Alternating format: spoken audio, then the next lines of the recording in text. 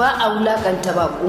Bahaushen Mutun shirin wasan kwaikwayo ne wanda yake zo muku a duk ranar Asabar da misalin karfe 4 zuwa 4:30 na yamma. Shirin Bahaushen Mutun shiri ne da yake kallon al'adun Bahaushen jiya da na yau da kuma rayuwarsa.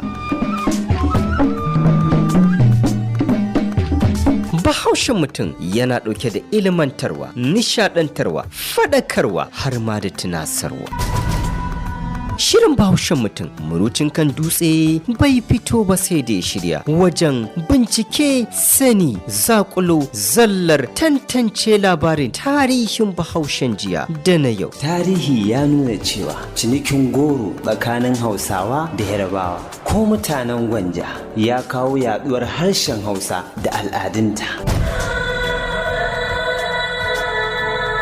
Kar ku saki a baku labarin shirin wasan kwaikwayon Bahaushen Mutun da kai da ke da su duk mu kasance da tashar Jalla Radio mita 98.1 zangon FM. Bahaushen Mutun wasan kwaikwayo na musamman.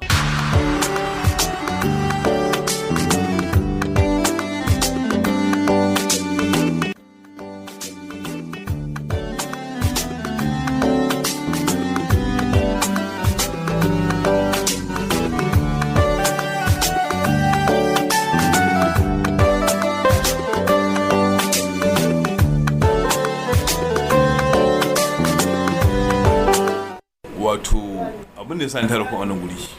Sani, Malam, Adamu. Na'am. Kai Sani ba magana ake ma kayo mutane shiru? Shikenan Malam, kyale shi. Ai ya fuskanci abin da ke nufi.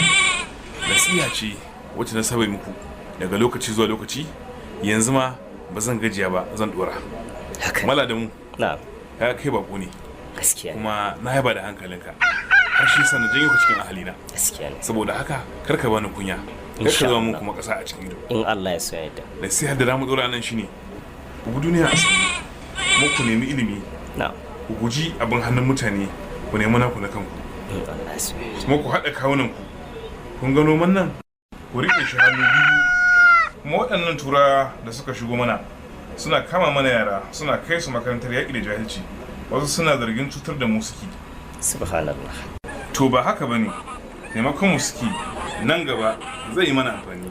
Haka ne baba. Kuma mu dinga girmama bakin mu kamar yadda kuka ga muna yi a nan garin Hausa.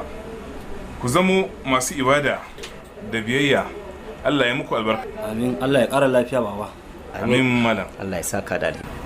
A'a. To ina kuɗi na da ajiye a nan yanzu nan. Subhanallah.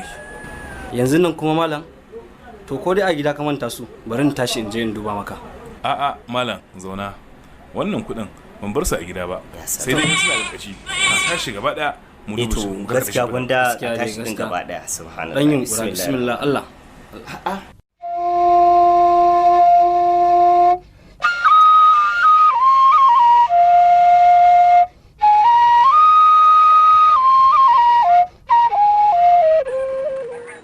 Baba, na gama wanke-wanken. Sharan ma duka din na gama. Yauwa Habiba, sanni a albarka. Amin baba. Allah ya miki albarka. Amin. To zauna. To baba, bismillah. Habiba, Na? faɗan dai da na saba yi miki. Yau ma shi zan kuma yi miki. To baba.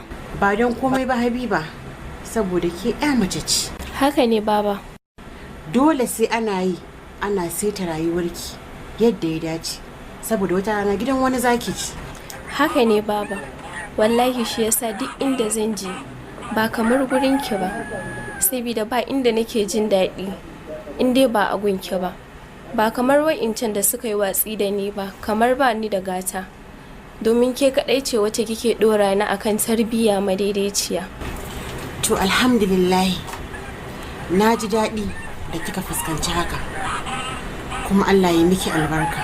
Amin baba. Sannan karki manta, ke marainiya ce. Haka ne. Kuma karki manta da irin gashin kumar da kika fuskanta a wancan gidan. Gaskiya ne. Ni dai baba, jikina duk yayi sanyi. Allah ya sa dai ba wani abin na yi ba. Habiba, babu komai, amma dai kin so ki aikata wani laifi. Laifi baba? Kwarai kuwa, amma idan kika yi kokari za ki wanke shi da kanki salin alin. Wani laifi baba? Habiba, kar ki manta, ke ya mace ce mai kunya, kamila, kuma mai mutunci, mai kare martabarta a matsayinta na ya mace. Amma Habiba, kamar ki a ce an same ki a hanya kina tafi kina cin gyada saboda Allah. Inna lillahi, wallahi baba. Daman me? Baba, ki yi haƙuri. Dakata min. Habiba, ba yanzu nake jiye miki ba. Gaba, ki tuna al'adarmu ta Hausawa Habiba. Haka ne baba.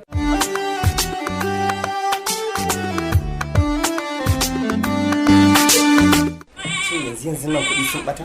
Ta, Sani, tashi mana ana nan ɗai taron makana tattakewa, haba da Allah matsa mun duba, haba. Inna lillahi wa inna ilaihi raji'un. Subhanallahi. To ya inna lillahi wa inna ilaihi wallahi malam ban san da su ba. Wallahi tallahi ban san da su ba. Subhanallahi. Inna lillahi wa inna ilaihi raji'un. Adamu, ya aka yi haka? Wallahi ya malam, wallahi ba ni na ɗauka ba.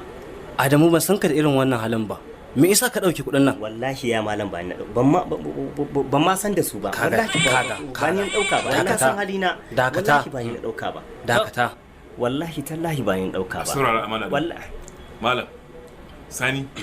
Da kuma zauna. Tawawa. Sani duk iya shigenka da lalata ka na sani. Duk wasu abubuwa da suke faruwa a wannan gida kai kake kula su. Iya fahimta da na yi wa Adamu ba zai aikata wannan ya kamata kasance mai adalci da lura al'amuranka. Kai in ban kifa ma mari ba Allah ya tsina, ana maka magana kana baba kunkuni ko? Saurara malam, Sani baka da kirki. Wannan al'amarin da ya faru shirin ka ne. Malam Adamu wannan lamari da ya auku ba hannunsa ba ne. Dan da hannunsa ne na tantance zan sani. Gaskiya ne. Banza tashi ka tafi wani guri.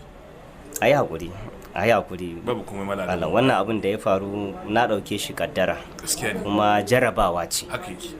Kuma kamar yadda na fito daman ni na san sai na haɗu da kalubale da dama. To Allah sassauta mana. Kuma insha Allah ni ban kullace shi da komai ba. Ai hakuri karka da mu. Kuma wannan abin sharrin shedan ne. Gaskiya ne. Ba komai wallahi ba wani abu. Allah ya saka da alheri. Tashi kuki. Allah ya muku albarka. Allah ya muku albarka. Allah ya kara girma. Amin.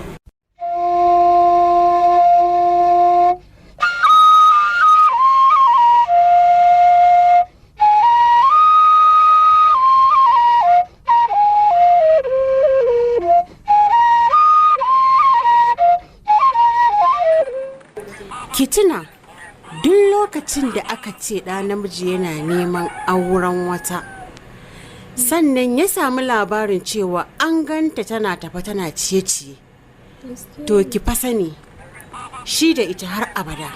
Haka ne baba. Yanzu me kike tunanin zai faru yadda duniya ta ɗau yama ɗiɗin cewa an ganki kina tafi kina cin gyaɗa? Alhalin kin san muna da sirki a cikin garin nan na garin Hausa. Yanzu ba kuka zaki ba. To baba, yanzu ya kike ganin za a yi? Ni wallahi ba wanda nake ji ma a garin nan sama da Jibo idan ya ji wannan labarin. To Habiba, yanzu da mai faruwa ta faru. Yanzu tsakani da Allah haka ƙawarki take? A'a. Ki duba ki ga Talatu, kame kanta take yi saboda ta fi ki wayo. To yanzu dai ki kwantar da hankalinki. Kin ji? To baba. Insha Allahu babu abin da zai faru. Ko ma ya ji? In Allah ya da, Allah zai tafi da al'amarin. Komai zai daidaita. Daina kukan. To. Habiba ta Jibo, dukkin bikin ta da hankalinki. To dan yi murmushi mana. To yanzu dai ba wannan ba. Kin ci abinci ko? Baba na ci. To shikenan. Allah ya miki albarka. Amin amin baban. To nagode Allah ya saka. Amin baba, nagode. Waɗannan yara ikon Allah kamar wasa aka fara soyayyar nan. Oh, koyaushe Habiba ta shaƙu da soyayyar Jibo haka? To Allah ya mana zaɓi na alkhairi.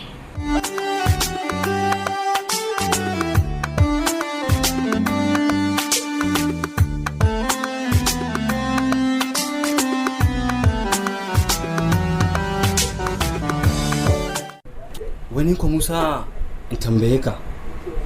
Anya kuwa al'amarin yarinyar nan da Habiba babu yaudara a cikinta kuwa? Gaskiya ne wannan. Na daɗe ina wannan tunanin gaskiya. To ta yaya za a yi mun shafa shekaru da ita muna soyayya amma ta guje ni ta koma wai dan gidan mai gari fa take so yanzu. Ba jiba ba? Warai shi mana. Ai bari yayi kama da mutum. Ai ba tun yau ba dama nake ganin sa a dandali. To saboda ina tunanin kan na gaya ma ni kuma matsala ta ta faru shine dalilin da yasa. Ni da ka gaya mun wallahi. Sai ta fuskanci ba za ka zo ba nake ganin su tare da shi. To kai to wallahi bari ka jin gaya ma. Na rantse da Allah sai ta san tayi da yaya malam. Da ni take zance. A'a. Abin bai kai ga haka ba. To idan baka iya kama barawo ba ai sai ya kama ka. Assalamu alaikum. A'a. Amin wa alaikum salam. Ya malam. Na'am Adam. Musa. Adamu. Wai in tambaye ka Na'am. Adam. Ina ka shiga ne tun ɗazu nake ta yawo kwararo ina neman ka. Wallahi ina masallaci in gaya ma tun da ne sallah bayan na idar sai bacci ya ɗauke ni. To shine dalilin da yasa kaga tun ɗazu ban ma haɗu ba. Ha ba. Har kan kwari na je. Ina tambayar su ya uda dan isuwulle. Na'am. Nake tambayar kana ina suke cewa Allah ba su ka girma haka ba. Ai bacci yayi awon gaba da ni. Adamu. Na'am, ina jin kai mana.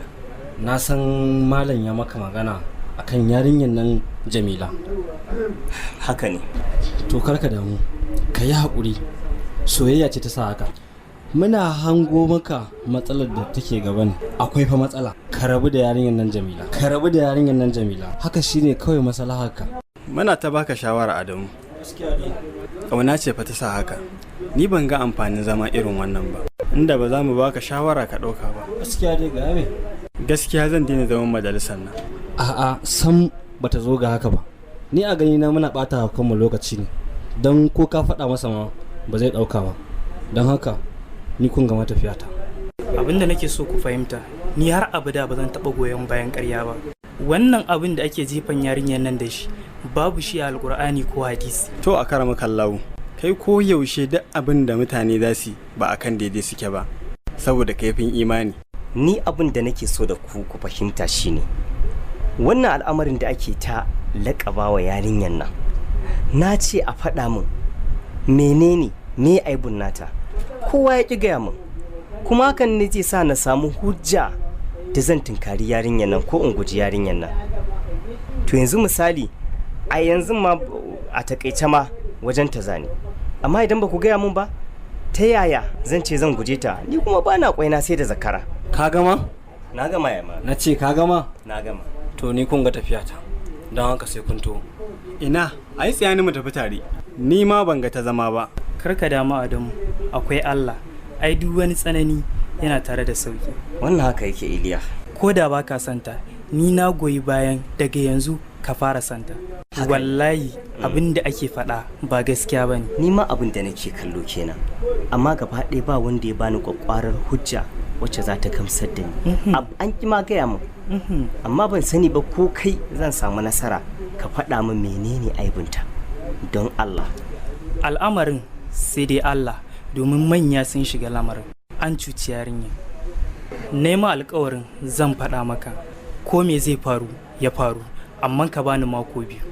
To shikenan Iliya, Allah ya tishe mu alheri. Allah ya nuna mana zuwa mako 2, ai kamar yau ne. Amin. Na gode, yanzu ka tashi mu je saboda na ga lokacin sallar magariba yayi. To shikenan ba. Mu samu mu je mu sallah. Bismillahir rahmanir rahim.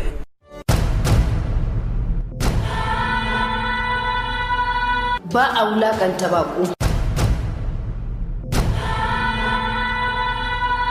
Ba a wulakanta bako.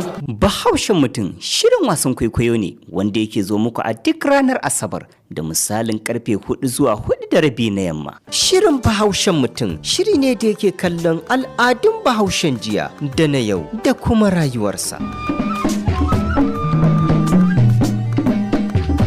Bahaushen Mutun yana ɗauke da ilimantarwa, nishaɗantarwa, faɗakarwa har ma da tunasarwa. Shirin Bahaushen Mutun murucin kan dutse bai fito ba sai da ya shirya wajen bincike, sani, zakulo, zallar tantance labarin tarihin Bahaushen jiya da na yau. Tarihi ya nuna cewa cinikin goro tsakanin Hausawa da Yarabawa ko mutanen Gwanja ya kawo yaduwar harshen Hausa da al'adunta.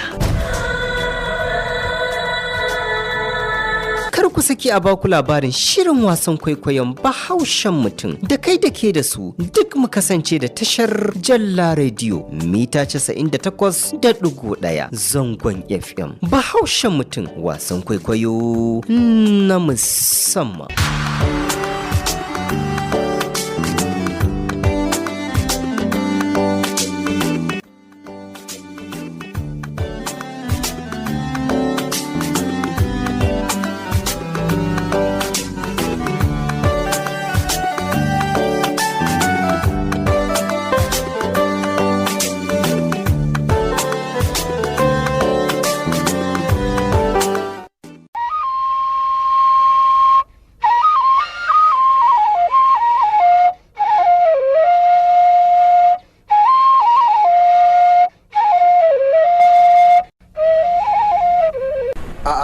Su bantalo manya yau ma da ke aka fito suka kin sha wanka kuwa sannu da fitowa zo mu maza miki kusa da ni ki zauna sabida na ga yau wannan wankan da kika yi anya ba da ni za a yi angwancin nan ba kuwa to zauna yawwa bantalo manya zauna da kana ai ba za ta yi maka magana ba babu ce ta tsawatar mata shi yasa tun ɗazu take fushi a lalle mun yi laifi to kin ga ya haƙuri dan yi murmushi gaci kuɗi na siyo miki tun daga kasuwa karki ba kowa ko ni da na baki karki ba ni kin ji ita ma karki ba ta sai da zuwa yawwa ina wuni lafiya kalau in yi ne lafiya alhamdulillah ya kasuwa lafiya kalau alhamdulillah sannu su ki haƙuri fa jiya na ce zan zo Allah bai sa na zo ba wallahi na je cin kasuwar gwargwari ne to kuma dare yayi na ga na gaji sai na ce baran kyale ki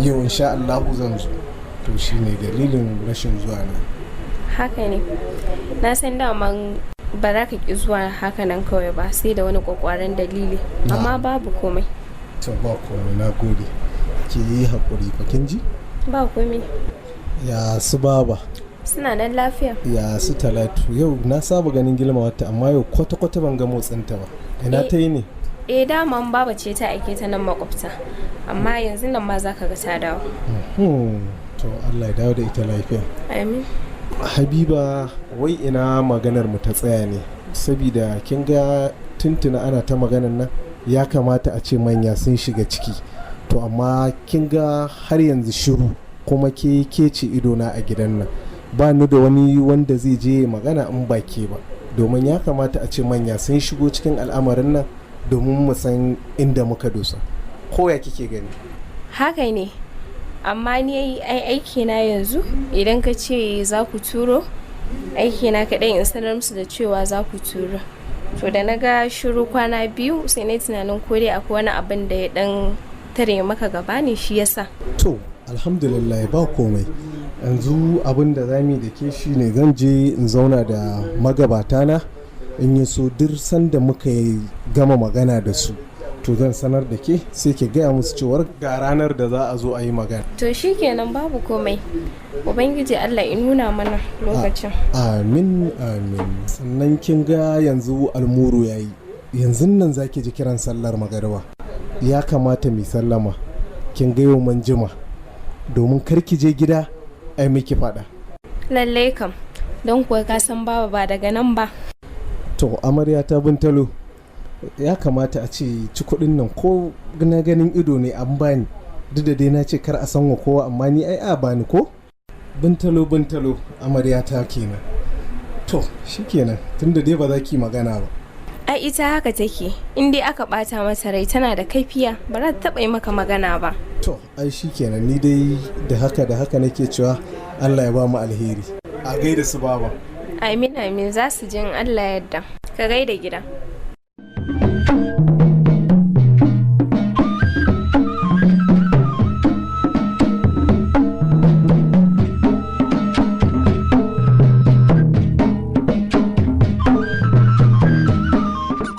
Malalon, ina bayanin nazari da na ce a yi min akan maganar yarinyar nan da jibo yake nema. Alhamdulillah, Allah taimake ka, Allah shi baka nasara. Allah shi baka yawan rai. Wannan aiki da ka bayar an ji an aiwatar. Mun yi wannan bincike kuma alhamdulillah sai godiya. Sai mu ƙara alhamdulillah. Wannan yarinya mutum ne kirki ce kuma mai tarbiyya ce da rabi da biyayya. Kuma wani abin burgiya da sha'awa ga ta mai ilimi mu'allima kuma mai neman ilimin. To masha Allah, alhamdulillah. Wadalla. Mun samu abin da muke nema. Irin matar da nake so a ce dama jibo ya samu da aure kenan. Gaskiya ne ranke ne, sai dai kuma wani hanzari ba gudu ba. To me yake faruwa kuma to? Allah ya taimake ka, akwai sauran naka ba. Bayan dukkanin waɗannan bayanan da ka zo mana da su, me kuma za ka sake faɗa mana a kai kenan? Allah ya taimake ka, wato idan aka dubi tantagaryar Hausawa, idan ya kasance tsatsan matar ko mijin suna da tabo, to ba a ba su ya ko a ba su da, saboda ka san musamman ita ya mace da inda take sai fa ta haifi ubanta. Haka ne, babu shakka. Dalili a nan shine tarihi ne zai maimaita kansa. Na'am, to amma fa malallawan har yanzu ban fahimci inda ka sa gaba ba. Wato ranka shi daɗi, abin da nake so in bayyana maka nan shine ita wannan yarinya da jibu yake so ya aura, kakanta da ya haifi ubanta, tarihi ya nuna mana cewa fa mashayin hayakin ta zargadi ne. Wannan lallai maganan nan ta kama lallawan haka ne, yanzu ne ka tunatar da ni. Gaskiya ne, saboda shi dama aure idan za a yi shi to a duba tsatso. To kaga kuwa idan abin nan haka yake, jibo bai dace da a ce ya auri wannan yarinyar ba. Gaskiya ne, ya kamata a duba, saboda mutuncinka da kamalaka kuma yadda kake mai garin Hausa, ai bai cancantu a ce zuri'arka ta hada iri da mutanen wancan gidan ba. Wannan magana ta kama lallawan haka take. Gaskiya ne. Ai mana magana da jibo.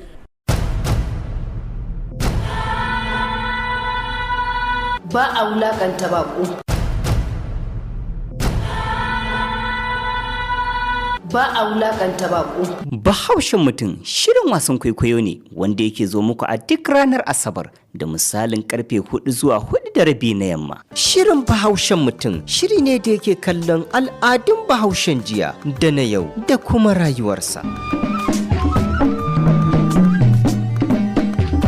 Bahaushen Mutun yana ɗauke da ilimantarwa, nishaɗantarwa, faɗakarwa har ma da tunasarwa.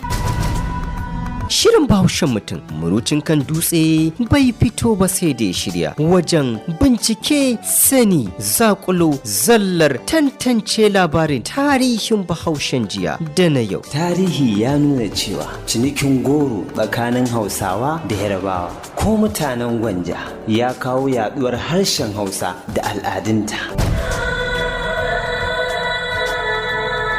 Kar ku saki a baku labarin shirin wasan kwaikwayon Bahaushen Mutun da kai da ke da su duk mu kasance da tashar Jalla Radio mita 98.1 zangon FM. Bahaushen Mutun wasan kwaikwayo na musamman.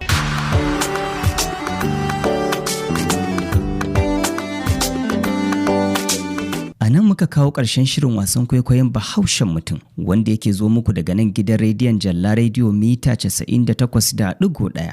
Sai kuma wanda ya shirya shirin kuma ya gabatar Adam Zanna Isowin Arewa Multimedia. Ga waɗanda suke so su sake saurara shirin sai ku biyo mu a shafinmu na YouTube wato Win Arewa Multimedia. Nake cewa sai wani lokacin idan Allah ya nuna mana.